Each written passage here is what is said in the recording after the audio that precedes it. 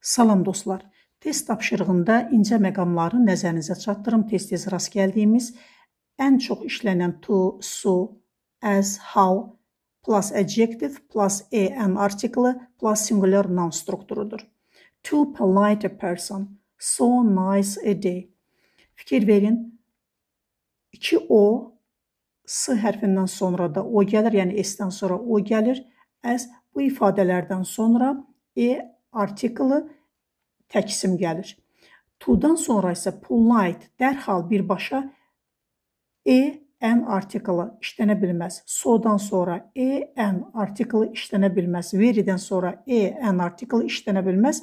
To polite person, so nice a day ifadəsi isə doğru ifadədir. Bu isimləri cəmlələrkən to kind people deyə bilərik.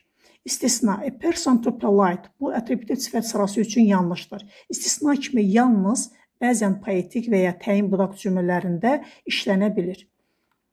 Only və mere'nin işlənmə yerləri. Mere sırf, ancaq, sadəcə mənasında işlənir, tərcüməsi budur. Sifətdir və yalnız atributiv ismin önündə işlənir, xəbərdən sonra tək başına gələ bilməz. Kiçikliyi, əhəmiyyətsizliyi və ya sadəcə bir şeydən ibarət olduğunu vurğulamaq üçün istifadə edilir. Gəlin nümunələrə baxaq.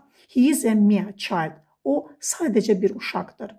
It took a mere 5 minutes. Bu sadəcə 5 dəqiqə çəkdi. Diqqətinizə görə sağ olun. Videonu bəyənməyi və paylaşmayı unutmayın.